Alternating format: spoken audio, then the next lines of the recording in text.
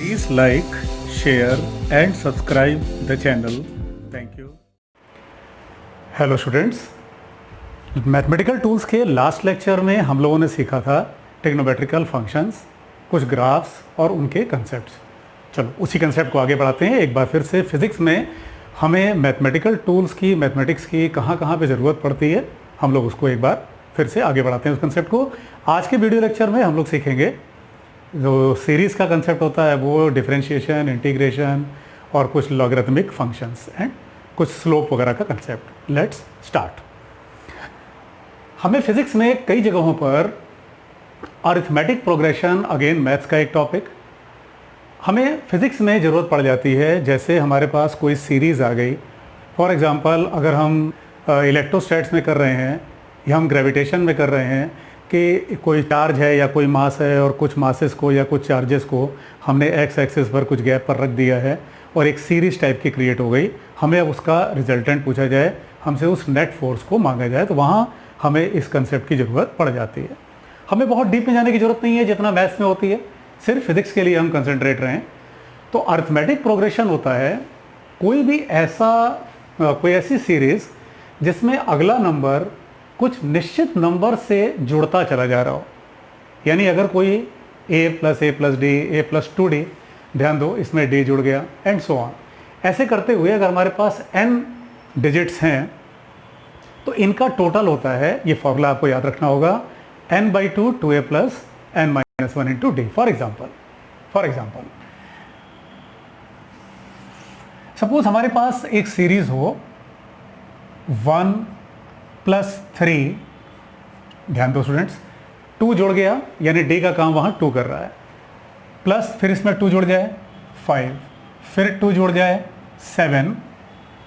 Suppose हमें इसी का टोटल निकालना है, चलो एक और कर लेते हैं, 9, हमें इसका टोटल निकालना है।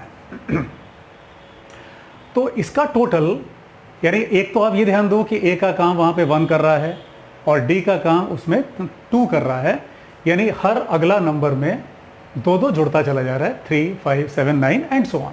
हम यही काम आगे भी कर सकते हैं। तो इनमें क्या करो, पहचानो कि कौन सी वैल्यू तुमको दी गई है। n की वैल्यू उसमें क्या दी गई है, n क्या होता है, टोटल नंबर, कितने संख्या है। जैसे इसमें देखा जाए तो n क्या है, 1 2 3 4 5, तो n है 5/2, 2a, a का काम हमारे उस इक्वेशन के मुताबिक कौन कर रहा है, 1, तो 2 × 1 that is 2 plus n-1 × d, n कितना है 5, 5 - 1 4, d का काम कौन कर रहा है, कितना टर्म्स ऐड होता जा रहा है, 2।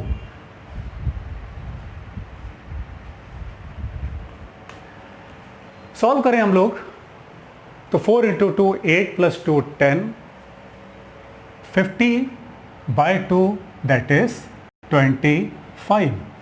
एक बार जस्ट फॉर कंफर्मेशन चेक किया जाए, जरा इसको जोड़ा जाए तो इन पूरे को अगर जोड़ा जाए, क्योंकि ये तो जोड़ना पॉसिबल है, लेकिन हाँ ये फार्मूला कहाँ इस्तेमाल हो जाएगा, जहाँ की लंबी सीरीज हो, बहुत सारे टर्म्स हो।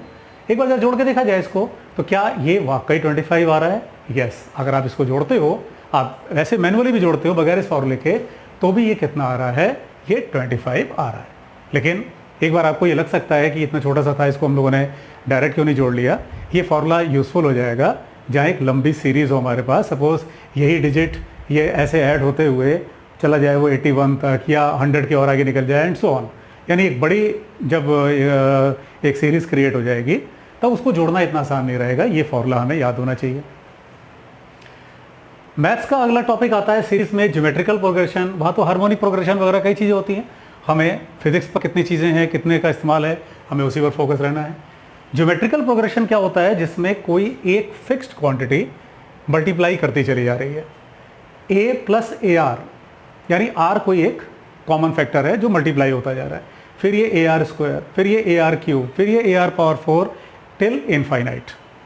तो ये इसका इस्तेमाल आप देखोगे तो जैसे कैपेसिटर्स का, कहीं कैपेसिटर्स का सीरीज कम्बिनेशन होगा और वो इनफाइनाइट लैडर बोलते हैं उसको, कैपेसिटर्स में, रेजिस्टेंस में स्प्रिंग के इक्विवेलेंट को निकालने में भी हमें इस चीज़ की ज़रूरत पड़ती है। इनफैक्ट सीरीज़ की ज़रूरत अगर इस कंसेप्ट की बात करें तो पूरी फिजिक्स में हम लोगों को 4 बार पड़ जाती है। ठीक है, जैसे स्प्रिंग का इक्विवेलेंट निकालना हो, इंडक्शन का, एल का इंडक्टर का इक्विवेलेंट निकालना हो, हमें रेजिस्टेंस का निकालना हो, हमें कैपेसिटेंस का निकालना हो, ये तो 4 वो जगह हो गई जहाँ हमें इसका यूज़ करना ही पड़ता है। इसके अलावा भी किसी भी क्वेश्चन में कहीं भी ग्रेविटेशन एटसेट्रा कहीं भी हमें इसकी ज़रूरत पड़ सकती है। तो ज्योमेट्रिकल प्रोग्रेशन एक पर्टिकुलर वैल्यू बार बार मल्टीप्लाई होती चली जाती है। फॉर एग्जांपल, सपोज हमारे पास कोई वैल्यू है, सपोज हम ये कहते हैं कि ये है, इसको अगर हम a ही रहने देते हैं चलो, और हम r को ले लेते हैं 1/2, तो a प्लस a/2, r को हम लोग 1/2 ले रहे हैं, प्लस a/4, ठीक है, r को हम लोगों ने 1/2 लिया हुआ है, तो 1/2 का स्क्वायर 1/4। इन केस अगर हम अगली वैल्यू भी लिखें तो 1/2 की पावर 3 दैट इज क्यूब, तो वो 8 का टर्म आ जाएगा नीचे, एंड सो ऑन। ये टिल इनफाइनाइट है, यानी ये वैल्यू ऐसे ही लगातार चलती चली जा रही है, इनफाइनाइटली ये वैल्यू चलती चली जा रही है। तो हम एक बार फिर से ऐसे क्वेश्चंस में क्या करें, a या 2 4 हम लोग कुछ भी रख सकते थे, हम लोगों ने यही रखा है a। r की वैल्यू अगर 1 से कम है, बेटा मैं फिर रिपीट कर रहा हूँ, हम लोग सिर्फ उन पॉइंट्स पर फोकस कर रहे हैं मैथमेटिकल टूल्स में जिनकी ज़रूरत हमें फिजिक्स में पड़ती है। मैथ्स के स्टूडेंट्स तो इसको उनके सब्जेक्ट में ही है, वो उसे और डिटेल में पढ़ते हैं। अब हमें फिजिक्स में उतने की ज़रूरत नहीं पड़नी है। तो r की वैल्यू 1/2 का मल्टीपल लगातार मल्टीप्लाई होता चला जा रहा है, तो 1 माइनस r की वैल्यू 1/2, तो इसको ऊपर ले जाएं तो 1 माइनस 1/2 दैट इज 1/2, ऊपर ले गए तो 2a। थोड़ा प्रैक्टिस आप लोग कर लेंगे तो चीज़ें ईजी लगने लगेंगी। नेचुरल नंबर्स अगर ध्यान से देखा जाए तो ये इसी के अंदर इंक्लूड हो जाएगा। इनफैक्ट अगर हमें ये फॉर्मूला याद है तो इसे हमें कोई बहुत एक्स्ट्रा अलग से इस पर एफर्ट करने की ज़रूरत नहीं पड़ती है। स्टिल देखते हैं, नेचुरल नंबर्स अगर इसका टोटल हम लोग करते हैं 1 + 2 + 3 + 4 + 5, चलो 5 डिजिट तक लेके चलते हैं। तो अगर कहीं ऐसा नंबर हमारे पास आ रहा है, इनफैक्ट देखा जाए तो ये इसी का एक पर्टिकुलर केस है। इसमें वो ये जो फॉर्मूला है ये कोई भी नंबर हो 2 3 4 5 एटसेट्रा उसके लिए है, और ये एक पर्टिकुलर डिजिट्स जैसे 1 के बाद 2, 2 के बाद 3 उसके लिए हो गया। स्टिल n+1/2 चेक करके देखा जाए, n क्या है, कितनी संख्या, कितने नंबर्स, ये इनफाइनाइट के लिए है, लेकिन ये कितने नंबर्स के लिए, ये कितने नंबर्स के लिए, ये ऐसे है। कितने नंबर्स हैं, 1 2 3 4 5, तो 5 + 1 दैट इज 6/2, तो ये आ गया 15। एक बार स्टूडेंट्स इसको चेक कर लो, क्योंकि ये इंटेंशनली मैंने एक ऐसी वैल्यू ली है जो आप आसानी से जोड़ पाओ। लेकिन ये चीज़ अगर फिर वही बात है, ये यहाँ से ऐसे चलते चलते 99 तक चली जाए, ये 104 तक चली जाए, ये 1004 तक चली जाए, तो फिर उसको ऐसे जोड़ना आसान नहीं रहेगा। हमें ये फॉर्मूले की तरफ से मदद से उसे जोड़ना ज़्यादा आसान है। जोड़ के देखा जाए क्या ये 15 आ रहा है, जोड़ के चेक करो, इसका टोटल देखो, क्या ये 15 आ रहा है, यस ये 15 आ रहा है। तो एक ये चीज़ होती है नेचुरल नंबर्स में। यही नंबर्स कुछ जगहों पे स्क्वायर करके मिल जाएंगे, ठीक है। जैसे हम कोई इक्वेशन सॉल्व कर रहे हैं और वहाँ हमारे पास ये स्क्वायर करके आ गया, इसी को एक बार फिर सॉल्व करते हैं। बाकी आप लोग इस पर थोड़ी प्रैक्टिस कर लोगे तो ये और क्लियर हो जाएगा। स्क्वायर नंबर्स का चलो हम लोग इसी का टोटल निकाल लेते हैं। 1 स्क्वायर, 2 स्क्वायर, 3 स्क्वायर, 4 स्क्वायर। तो स्क्वायर नंबर्स का टोटल मैथमेटिक्स में निकालने का general formula n × n+1 2n+1/6। What is n here, what is n here, कितने नंबर्स हैं, हर जगह n वही रहा है। कितने नंबर्स हैं, 1 2 3 4 5, कितने, बस ये इनफाइनाइट तक जा रहा है, बाकी सब में सेम कंसेप्ट चल रहा है। तो इसके लिए ये फॉर्मूला अप्लाई कर लो। हम लोगों ने कितने डिजिट्स लिए हैं 4, तो n का काम कर रहा है 4, n plus 1 that is 4 plus 1 5, 2n plus 1, 2n plus 1 that is 4 into 2 8, 1 2 3 4, 4 into 2 8 plus 1 that is 9 upon 6 काटें इसको हम लोग यहां से, तो ये आ गया 30,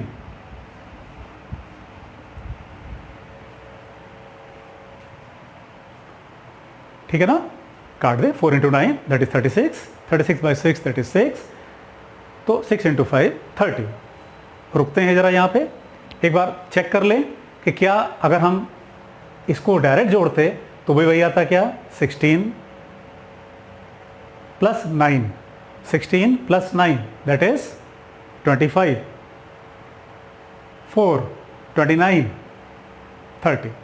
लेकिन फिर वही बात है, ये मत सोच लेना स्टूडेंट्स आप लोग कि तो हम लोग ऐसे ही जोड़ लेंगे, लेकिन ये फॉर्मूला यूजफुल हो सकता है जब ये डिजिट बहुत आगे तक चली जाए, 5 स्क्वायर 6 स्क्वायर 7 स्क्वायर 8 स्क्वायर, बहुत आगे तक 100 स्क्वायर तक चली जाए। हमें ये फॉर्मूला याद रखना चाहिए, इससे हम लोग आसानी से जो सीरीज़ है उसे सॉल्व कर लेंगे।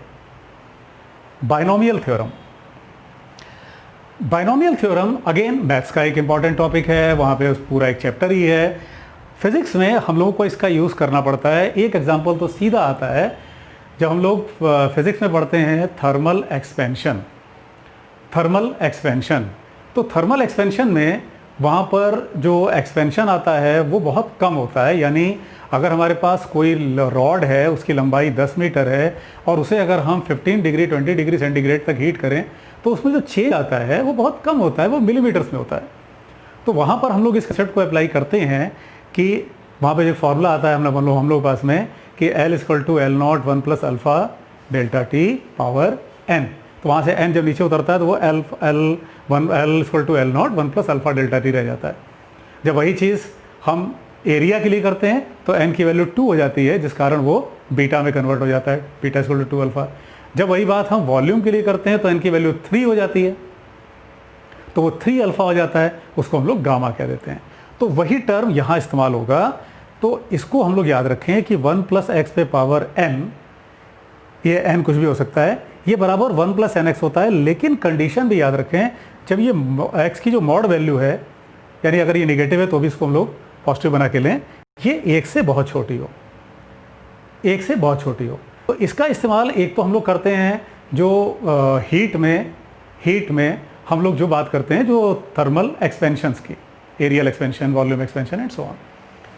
इसका इस्तेमाल करके हम लोग कुछ एक जो पावर्स होती हैं हम उन्हें भी सॉल्व कर सकते हैं मैथ्स में। जैसे फॉर एग्जांपल मान लो हमारे पास है 1.004 और इसका हमें स्क्वायर रूट निकालना हो, तो ये थोड़ा टिपिकल काम बन जाता है, थोड़ा टफ काम बन जाता है 1.004 का। लेकिन अगर हम लोग इस कंसेप्ट का इस्तेमाल कर लें तो ये इजी बन जाता है। कैसे? क्या हम इसे 1 प्लस 0.004 पावर हाफ नहीं लिख सकते? यस, लिख सकते हैं।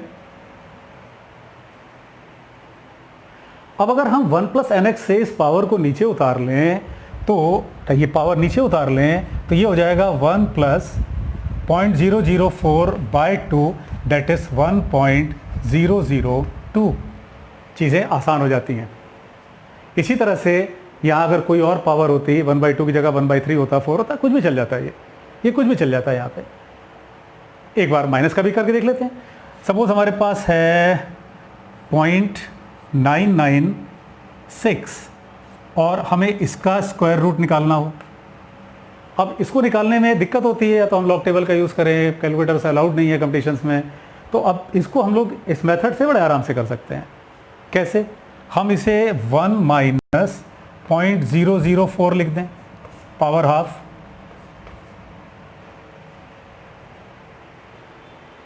सॉल्व कर लो। तो ये बन जाएगा 1 minus 0.004 by 2 that is 2।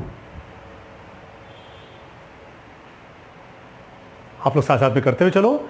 0.996 power half, इसको आपने लिखा 1 माइनस 0.004 पावर हाफ, हाफ को नीचे उतारा, डिवाइड किया 1 माइनस 0.002, दैट इज 0.998।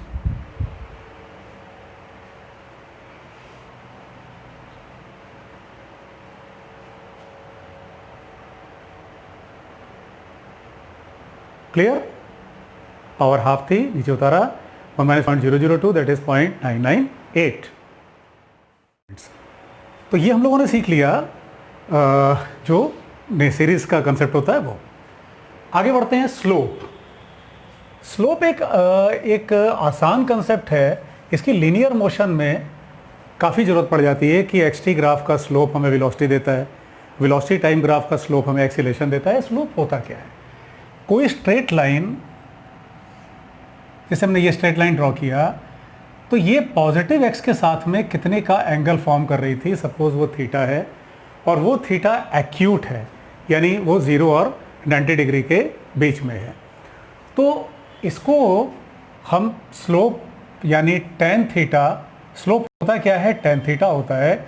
ये स्लोप यहाँ पॉजिटिव कहलाता है, स्लोप टेन थीटा से निकाला जाता है। स्लोप पॉजिटिव कब है? जब वो एंगल एक्यूट है। स्लोप नेगेटिव कब है? स्लोप को m से रिप्रेजेंट करते हैं। स्लोप नेगेटिव कब है? जब ये लाइन, इस लाइन को ड्रॉ किया और इस लाइन ने पॉजिटिव x के साथ जो एंगल फॉर्म किया उसको लिया, तो ये स्लोप यहाँ पर नेगेटिव कहलाएगा। स्लोप यानी टेन थीटा, टेन थीटा।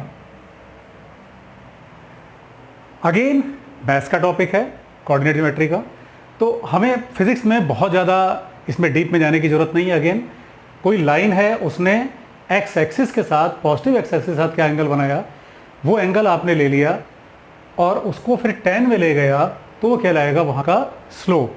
अब तीसरी कंडीशन बनती है 90 डिग्री, वो अपने किसी काम की नहीं होती, क्योंकि 90 डिग्री जब हम 10 में लेते हैं तो 10 90 बिकम्स इनफाइनाइट, तो इनफाइनाइट वैल्यू किसी काम की नहीं होती। वो एक अनअप्रोचेबल वैल्यू है, वो ऐसी वैल्यू नहीं है जिसको हम लोग पा सकें।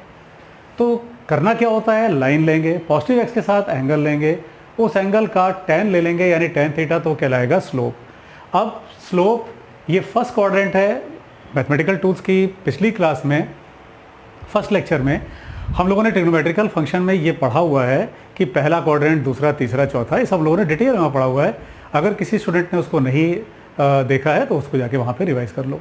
फर्स्ट क्वाड्रेंट में सारे ट्रिग्नोमेट्रिकल फंक्शन पॉजिटिव होते हैं, इसलिए टेन थीटा भी पॉजिटिव होगा, इसका मतलब स्लोप पॉजिटिव। सेकेंड क्वाड्रेंट में, सेकेंड क्वाड्रेंट साइन या कॉसेक का घर है, वहाँ पे उन दोनों को छोड़ के बाकी सब निगेटिव होंगे। टेन वहाँ निगेटिव होगा, इसलिए यहाँ पर स्लोप भी निगेटिव होगा। फॉर एग्जाम्पल सपोज हमारे पास कोई एक्सटी ग्राफ है और ये एंगल सपोज हमें 45 डिग्री पता हो। सपोज हम कोई लीनियर मोशन में एक्सटी ग्राफ सॉल्व कर रहे हों, पोजीशन टाइम ग्राफ सॉल्व कर रहे हों, और उसमें लाइन का जो ये एंगल मिला 45 डिग्री मिला, तो एक्सटी ग्राफ का जो स्लोप होता है वो वेलोसिटी देता है। तो वेलोसिटी यानी 1045 यानी 1 मीटर पर सेकेंड हो जाएगी, पॉजिटिव में हो जाएगी। अगर ये एक्सटी ग्राफ होता, ये स्ट्रेट लाइन एक्सटी ग्राफ को दिखा रही होती, तो इसका स्लोप 45 डिग्री यानी 10 लेंगे तो 1045 डिग्री, 1045 1, पॉजिटिव में 1 मीटर पर सेकेंड। और वही अगर हमारे पास एक्सटी ग्राफ कुछ ऐसे होता और ये एंगल, सपोज ये एंगल हमारे पास में 135 डिग्री का होता। बेटा मैथमेटिकल टूल के पहले लेक्चर में हम लोगों ने ये सब डिटेल में पढ़ा हुआ है। tan 135 यानी minus of tan 45, that is यहाँ पे जो स्लोप होगा वो tan 135 लेंगे, tan 135 की value minus of tan 45, that is -1। तो इसका मतलब इस जगह पर अगर ये एक्सटी ग्राफ है तो वेलोसिटी हो जाएगी 1 मीटर पर सेकेंड, अगर हम ऐसा सिस्टम को लेके चल रहे हैं तो।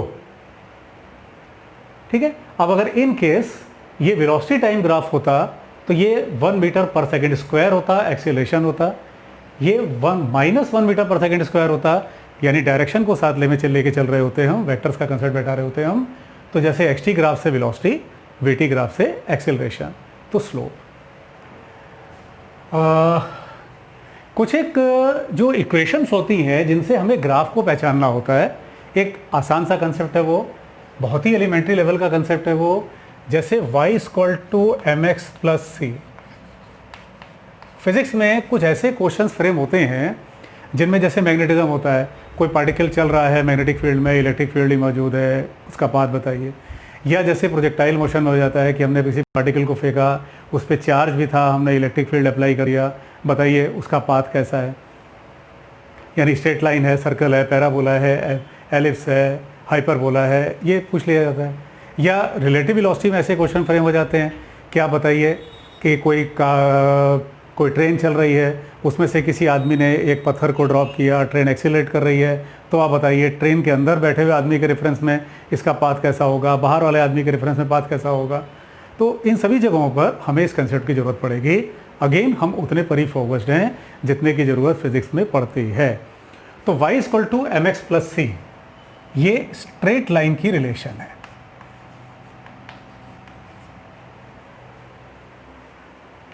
x² +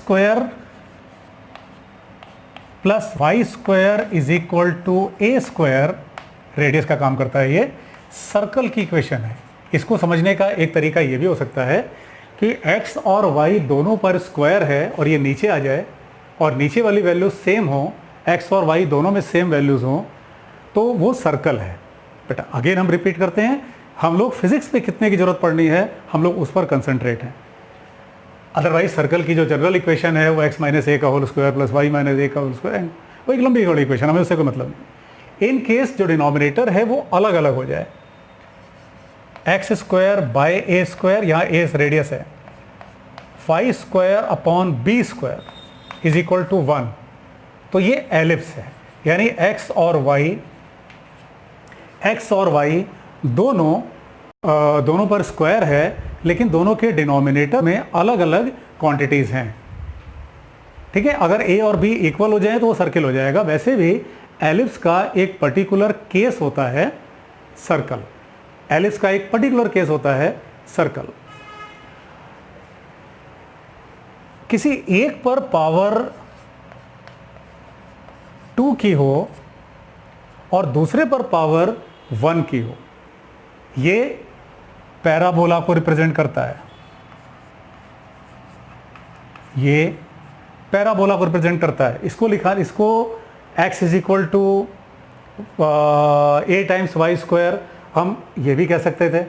तो वो अलग अलग पैराबोला को रिप्रेजेंट करता है। जैसे अगर हम y = ax², अगर इस पैराबोला की बात करें तो ये x एक्सिस के अबाउट सिमेट्रिकल रिलेशन है, x एक्सिस के अबाउट। तो x चाहे पॉजिटिव हो चाहे नेगेटिव हो, हमें y पॉजिटिव मिलना है, तो ये ग्राफ कुछ ऐसे हो जाएगा। इन केस यहाँ माइनस साइन लगा देते तो ये ग्राफ ऐसे नीचे आ जाता। इन केस ये x = a × y² का ग्राफ होता, लेट अस सपोज ये ग्राफ होता, x = a × y², x = a × y²। तो ये पैराबोला है। पहले तो अगर हमें पैराबोला पहचानना हो तो उसके लिए हम लोग एक चीज़ ये ध्यान रखें कि किसी एक क्वांटिटी पर पावर 1 की होगी x और y में से, और किसी एक पर पावर 2 की होगी। तो ये एक पैराबोला की इक्वेशन को दिखाएगा। जनरल इक्वेशन है, सिंपल इक्वेशन है, और कॉम्प्लेक्स इक्वेशंस लिखी जा सकती हैं। तो ये y एक्सिस के सिमेट्रिकल ये ग्राफ होगा, y चाहे पॉजिटिव चाहे नेगेटिव, x हमेशा पॉजिटिव, तो ये ग्राफ कुछ इस नेचर का हो जाएगा। इन केस यहाँ माइनस साइन लगा दें तो ये ग्राफ ऐसे ना होकर के ये ऐसे हो जाएगा। x into y is equal to any constant, let us call it again a, तो ये हाइपरबोला की इक्वेशन होती है, रेक्टेंगुलर हाइपरबोला, रेक्टेंगुलर हाइपरबोला भी कहते हैं, इन शॉर्ट हाइपरबोला। जैसे इलेक्ट्रिक फील्ड जो निकाला जाता है किसी लीनियर चार्ज के कारण, तो उसका जब डिस्टेंस के साथ ग्राफ बनाते हैं तो E equal to lambda upon 2πε0 r, वहाँ पे डिस्टेंस होता है वायर से उस पॉइंट का जहाँ हम फील्ड निकाल रहे हैं। तो वो एक हाइपरबोलिक रिलेशन आती है, वो एक रेक्टेंगुलर हाइपरबोलिक रिलेशन आती है। इसको अगर प्लॉट किया जाए तो जब कोई एक ज़ीरो होगा तो दूसरा इनफाइनाइट, जब y ज़ीरो तो x इनफाइनाइट, जब x ज़ीरो तो y इनफाइनाइट। इन्फिनिटी चूँकि कोई ऐसी वैल्यू नहीं है जिसको पाया जा सके, तो इन्फिनिटी शो करने के लिए हम लोग कुछ ऐसे शो कर देते हैं, ग्राफ को ले जा करके एक्सिस के पैरेलल छोड़ देते हैं। पैरेलल का मतलब होता है कि ये इन्फिनिटी पर जाके मिलेंगी, दो पैरेलल लाइंस कभी नहीं मिलती। अगर मैथमेटिकली कहा जाए तो कहेंगे इन्फिनिटी में मिलती है, यानी वो कहीं नहीं मिलती। तो ये हाइपरबोला की इक्वेशन होती है। तो ये हम लोगों को आना चाहिए कि हम कैसे इक्वेशन को देख करके ग्राफ पहचानेंगे। फॉर एग्जांपल, हमें अगर मैग्नेटिज्म में ऐसा क्वेश्चन मिल गया है कि हमारे पास कोई चार्ज है और इलेक्ट्रिक और मैग्नेटिक फील्ड्स काम कर रहे हैं, बताओ उस चार्ज का पाथ कैसा होगा, स्ट्रेट लाइन होगा या क्या होगा। हमने उसकी इक्वेशन बनाई और हमने उसको मैच कर लिया। और भी कई शॉर्टकट्स होते हैं उसको पहचानने के, लेकिन अगर हम इक्वेशन से करना चाहते हैं तो इक्वेशंस के जरिए हम ऐसे पहचान सकते हैं कि वो इनमें से क्या है। और जब ऑप्शंस बनते हैं तो इन जनरल एलिप्स तो ग्रेविटेशन में यूज़ हो जाता है, ग्रेविटेशन में इसका इस्तेमाल आ जाता है। Otherwise straight line, circle, parabola, hyperbola, इनकी ज़रूरत हम लोगों को ज़्यादा पड़ती है।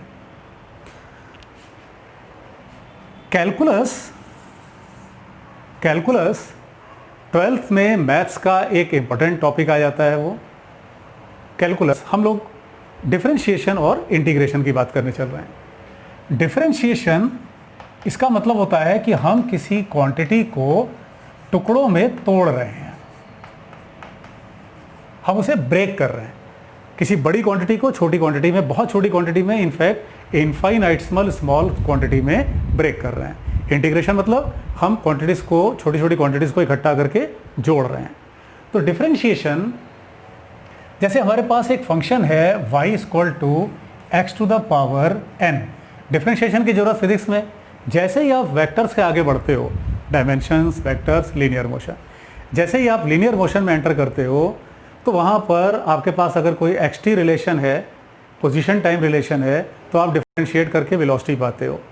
आपके पास कोई वेलोसिटी टाइम रिलेशन है तो आप उसको फिर डिफरेंशिएट करके एक्सीलरेशन टाइम रिलेशन पाते हो। तो ये चीज़ हमें फिजिक्स में बार बार इस्तेमाल करनी होगी। y इक्वल टू एक्स पे पावर n, सिंपल डिफरेंशिएशन। तो dy बाई डी एक्स, इसका जो जनरल फॉर्मूला है वो ये कहता है कि आप पावर को नीचे उतारो और इस वेरिएबल में n-1 यानी पावर में से 1 घटा दो। dy बाई डी एक्स ये बता रहा है कि आपने डिफरेंशिएट किया है y को विद रेस्पेक्ट टू x। इसको बोलने का तरीका होता है differentiation of y with respect to x। जैसे अगर हम dy बाई डी एक्स कर रहे हैं और सपोज हमारे इक्वेशन में कोई तीसरा वेरिएबल भी होता है, let us call it z, x y z axis. अगर z भी होता तो z यहाँ पे फिर कांस्टेंट की तरह ट्रीट होता, क्योंकि हम उसको x के रेस्पेक्ट में डिफरेंशिएट कर रहे हैं। इस जगह पे गलती हो जाती है कई बार स्टूडेंट से। अगर हम किसी फंक्शन को, किसी इक्वेशन को डिफरेंशिएट कर रहे हैं और वहाँ पे कोई एक और वेरिएबल भी है, जैसे यहाँ पर कोई z भी होता, तो हम उतनी देर के लिए उसे कांस्टेंट की तरह ट्रीट करेंगे, उतनी देर के लिए हम उसे कांस्टेंट की तरह ट्रीट करेंगे और जिसके रेस्पेक्ट में डिफरेंशिएशन हो रहा है उसे करेंगे। फॉर एग्जांपल, जैसे हमारे पास एक इक्वेशन है, सपोज हमारे पास y equal to 4x square plus 3x plus 8।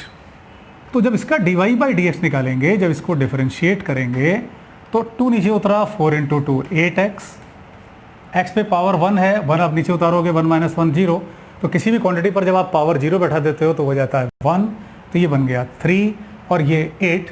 इसको, ये कोई कांस्टेंट है, यहाँ पे x जिसके रेस्पेक्ट में डिफरेंशिएशन चलना है वो मौजूद ही नहीं है, तो वो हो जाएगा 0, यानी यहाँ पर 8 रहेगा ही नहीं। फॉर एग्जांपल, अगर यही हमारे पास y और x को जोड़ने वाली कोई रिलेशन होती तो ये स्लोप कहलाता, dy by D x tan theta, dy by D x ये टेन थीटा, ये स्लोप कहलाता।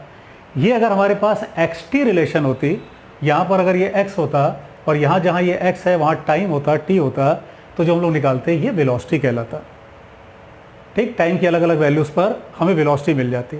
अगर ये a होता एक्सेलरेशन और यहाँ ये v होता वेलोसिटी और ये होता टाइम, तो जब हम dv बाई dt करते तो हमें एक्सेलरेशन मिल जाता।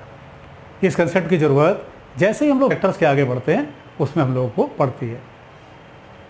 सपोज हमारे पास कोई ऐसी इक्वेशन हो जिसमें हमारे पास दो क्वांटिटीज़ हैं और उनका मल्टीपल है,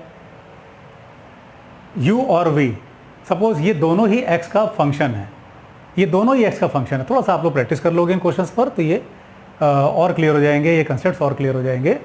u और v ये दोनों सपोज x का फंक्शन है, तो डिफरेंशिएशन का चेन रूल ये कहता है कि आप पहले किसी एक को कांस्टेंट की तरह ट्रीट करिए और दूसरे को डिफरेंशिएट करिए। जैसे u को कांस्टेंट की तरह ट्रीट किया तो dv/dx, फिर जिसे आपने डिफरेंशिएट किया था उसे अब कांस्टेंट की तरह ट्रीट करिए, और जो पहले कांस्टेंट की तरह ट्रीट किया गया था यानी u, उसे x के रेस्पेक्ट में या जिसके वेरिएबल के टर्म्स में करना है डिफरेंशिएट कर दीजिए। इसे कहते हैं चेन रूल। कुछ बेसिक डिफरेंशिएशंस जिनकी ज़रूरत पड़ जाती है फिज़िक्स में भी, जैसे साइन थीटा का, कॉस थीटा का एक्सेट्रा। तो अगर हमारे पास साइन x है, हम इसे डिफरेंशिएट करें dy/dx करें, तो साइन थीटा या साइन x इसका डिफरेंशिएशन होता है कॉस x। इनकी ज़रूरत कहाँ पड़ जाएगी? सिंपल हार्मोनिक मोशन में, प्रोजेक्टाइल में, वेव्स में, वेव ऑप्टिक्स में, अल्टरनेटिंग करंट में, वहाँ पे हमें इन कंसेप्ट की ज़रूरत पड़ जाएगी। साइन का डिफरेंशिएशन कॉस होता है, इतना याद रख लेना एक तरह से। और अगर कॉस को डिफरेंशिएट करते हैं तो माइनस साइन आता है, यानी dy/dx अगर x के रेस्पेक्ट में डिफरेंशिएशन चल रहा है तो minus sine x। Sine theta का differentiation cos theta, cos theta का differentiation minus sine theta. Exponential y = e पे पावर x, तो इसको डिफरेंशिएट करोगे dy/dx, तो एक्सपोनेंशियल पर डिफरेंशिएशन का कोई असर नहीं पड़ता है। एक्सपोनेंशियल एज इट इज आ जाएगा। जैसे अगर ये मान लो e की पावर 2x होता तो e की पावर 2x भी लिखते हैं हम, और फिर पावर को डिफरेंशिएट करते तो 2 आ जाता।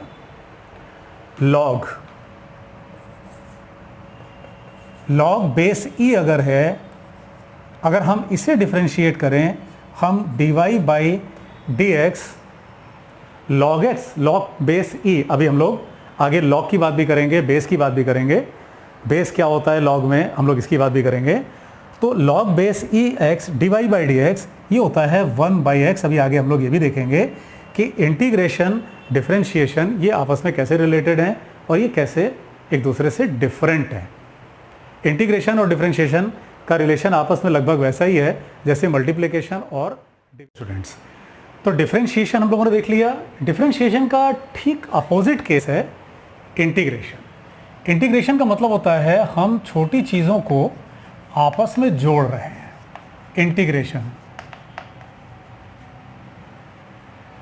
इंटीग्रल साइन x पे पावर n dx, सपोज ये y = फंक्शन है, तो जो नीचे लिखते हैं ये कहलाती है लोअर लिमिट, जो ऊपर लिखते हैं ये कहलाती है अपर या हायर लिमिट। इंटीग्रेशन का इस्तेमाल, जैसे आप कह सकते हो कि आपने पोजीशन को डिफरेंशिएट किया टाइम के रेस्पेक्ट में, तो वेलोसिटी टाइम रिलेशन, तो वेलोसिटी टाइम को आप इंटीग्रेट करोगे तो पोजीशन टाइम, वेलोसिटी टाइम को डिफरेंशिएट किया तो एक्सीलरेशन टाइम, एक्सीलरेशन टाइम को इंटीग्रेट किया तो वेलोसिटी टाइम, यानी अपोजिट रिलेशन। तो इसको सॉल्व करने का जो बेसिक मेथड है वो ये कहता है x पे पावर आप 1 बढ़ा दो n+1 और इस बढ़ी हुई पावर से डिवाइड कर दो। लोअर लिमिट, हायर लिमिट, जहाँ जहाँ हमें x दिखाई दे रहा है वहाँ पर हम पहले अपर लिमिट बैठाते हैं,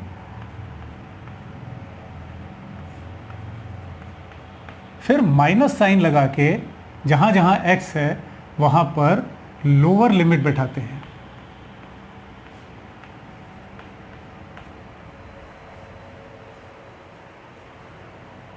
जैसे हमारे पास कोई वेलोसिटी टाइम रिलेशन हो और हमें t=1 पर बॉडी का पोजीशन पता हो और t=4 पे पोजीशन निकालनी हो, तो जो इनिशियल है, मान लो हमारे पास t=2 पोजीशन पता है, हमें 4 पे निकालना है, तो लोअर हो जाएगा 2, अपर हो जाएगा 4, हायर हो जाएगा 4। फॉर एग्जांपल हमारे पास अगर एक रिलेशन है, सपोज हमारे पास x 2x + 3 dx, ये रिलेशन हो सपोज 1 से लेकर के 2 तक, हमें इसको सॉल्व करने को बोला गया हो, तो सॉल्व कर लें इसको हम लोग। n पर पावर, n की वैल्यू 1 है, पावर है वो, 1 + 1 2, नीचे आएगा 2, 2 से 2 काट दो तो x², यहाँ x है ही नहीं, तो इंटीग्रेट करने में वो x आ जाएगा, यानी 3x, यानी x की पावर अगर 0 लिखी गई होती तो 0 + 1 होने के कारण ये आ जाता। अब जरा इतने पर ही रुकते हैं, जरा इसी को डिफरेंशिएट करें तो देखिए हम लोग इस इक्वेशन तक पहुंच रहे हैं क्या। डिफरेंशिएशन और इंटीग्रेशन बिल्कुल वैसे ही रिलेटेड हैं जैसे मल्टीप्लिकेशन और division up to some extent. अगर किसी क्वांटिटी को पहले हम 2 से मल्टीप्लाई करें और 2 से डिवाइड कर दें तो हम वहीं पहुंच जाएंगे जहां हम पहले थे। हम किसी फंक्शन को डिफरेंशिएट करें और फिर इंटीग्रेट कर दें, हम वहीं पहुंच जाएंगे जहां हम पहले थे। हमारे पास ये इक्वेशन आई इंटीग्रेट होने के बाद। अब अगर हम इसे डिफरेंशिएट कर दें तो देखें क्या हम यहीं पहुंच रहे हैं। यस, पहुंच रहे हैं। x² + 3x 2x + 3 आ जाएगा। अब इसमें अगर हम लिमिट्स पुट कर देते हैं 1 से लेकर के 2 तक, तो पहले जहां जहां पे x है वहां पर हम लोअर लिमिट पुट करें, यानी 2 की पावर 2 + 3 × 2, माइनस साइन लगा के जहां जहां x है हम वहां पर लोअर लिमिट पुट करें, 1 पुट करें, तो 1 + 3, क्योंकि आप मल्टीप्लाई डिवाइड उसको करते हो, कोई मतलब नहीं बनता। 1 से आप किसी क्वांटिटी का स्क्वायर करो, डिवाइड करो, मल्टीप्लाई करो 1 से, कोई फ़र्क नहीं पड़ता। तो स्टूडेंट्स ये कितना आ गया, 4 + 6 दैट इज़ 10, -3 + 1 दैट इज़ 4, ये इसका इंटीग्रेशन आ गया।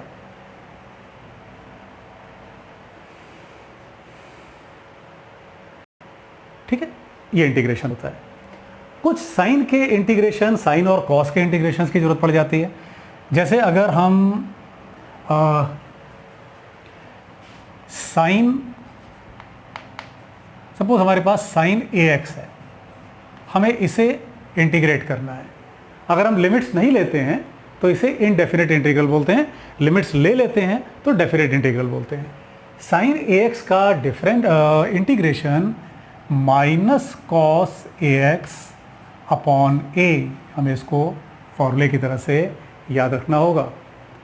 कंफर्म करने के लिए हम जरा इसे डिफरेंशिएट करें और देखिए क्या यही पहुंच जाते हैं क्या। एक मिनट स्टूडेंट, यहाँ जरा dx भी लिख लेते हैं।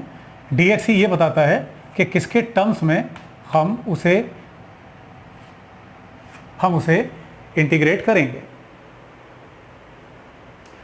इसे जरा हम डिफरेंशिएट करें तो cos थीटा का डिफरेंशिएशन था -sin थीटा, तो -sin ax, फिर ax को डिफरेंशिएट करेंगे तो a आ जाएगा, वो a इस a को कैंसिल कर देगा, हम यहीं पहुंच जाएंगे। आप थोड़ा प्रैक्टिस इस पर कर सकते हो।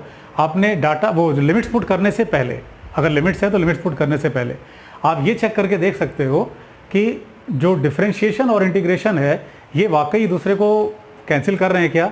वाकई अगर हमने किसी फंक्शन को पहले डिफरेंशिएट किया और फिर इंटीग्रेट किया, या उल्टा पहले इंटीग्रेट किया फिर डिफरेंशिएट किया, तो क्या हम वहीं पहुंच जा रहे हैं जहां हम पहले थे। तो याद रखना आसान हो जाएगा। इसी तरह से अगर हमारे पास इंटीग्रल है cos ax का, तो sin ax बाई a, एक बार फिर से आप इसे चेक करके देखो कि क्या हमें वही डिटेल मिल जा रही है।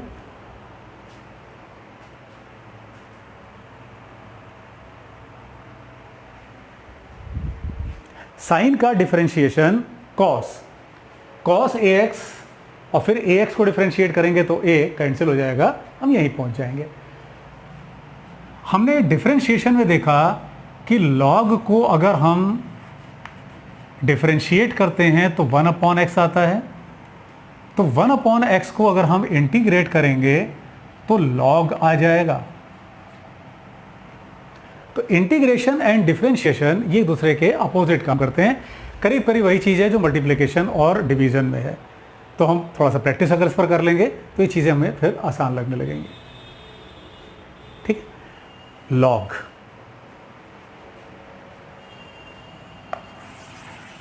जो फंक्शंस होते हैं, लॉग फंक्शंस में इसकी ज़रूरत हम लोगों को फिज़िक्स में लॉग फंक्शंस की ज़रूरत, जैसे आइसोथर्मल ग्राफ या आइसोथर्मल का वर्क डन, या जब रेडियो एक्टिविटी में होता है कि रेडियो एक्टिव डिके आप निकालिए इतने टाइम पर कितने पार्टिकल डिके हुए एंड सो ऑन। जहाँ भी लॉग की वैल्यू, लॉग की ज़रूरत पड़ेगी, इसकी ज़रूरत केमिस्ट्री में आपको ज़्यादा पड़ती है, फिज़िक्स में कुछ एक पर्टिकुलर यूनिट्स हैं जहाँ ज़रूरत पड़ती है, हम लोग उतने पर फोकस रहें। सबसे एलिमेंट्री बात, जब हम लिखते हैं log a b equal to x for example, यहाँ e हो सकता है, यहाँ 10 हो सकता है, जैसे आप लोगों ने पढ़ा होगा। log जब लिखते हैं तो उसमें एक्सपोनेंशियल और बेस 10 ज़्यादा उनका यूज़ होता है। लेकिन क्या मतलब होता है इसका? अगर हम लिखते हैं log a, ये बेस में है, b इक्वल टू एक्स, तो इसका मतलब होता है कि b is equal to a to the power x, यानी जो वैल्यू नीचे है, जो वैल्यू बेस में है, वो उसकी पावर अगर हम चढ़ा दें तो वो बराबर हो जाता है। यानी जो बेस है उसका पावर चढ़ाया जाएगा बेस पर, यानी a है, b वहाँ पर है तो बेस a है, तो a की पावर अगर हम x कर दें तो वो b के बराबर हो जाएगा। यानी अगर हमने कहा कि यहाँ 10 है तो ये 10 की पावर चढ़ जाएगी, अगर हमने कहा यहाँ e है तो ये e की पावर चढ़ जाएगी एंड सो ऑन। लॉग के कुछ बेसिक फंक्शंस याद रखिए आप लोग। log m into n is log m plus log n.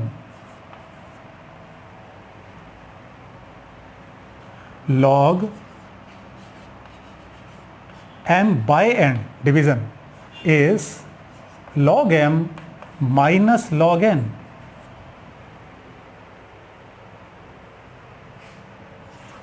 Last,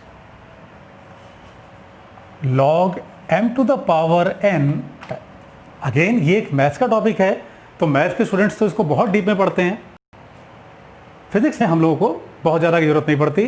तो मैथमेटिकल टूल्स फर्स्ट और मैथमेटिकल टूल्स सेकंड, इन दो में हम लोगों ने बहुत सारे कंसेप्ट्स कवर कर लिए। मैथमेटिकल टूल 1 में हम लोगों ने ट्रिग्नोमेट्रिकल फंक्शन, उनकी वैल्यू, साइन कॉस वगैरह, sine a plus B, cos a plus B, कहाँ कहाँ पॉजिटिव कहाँ नेगेटिव, फिर ग्राफ और उसका एरिया एक्सेट्रा, ये सब देख लिया था।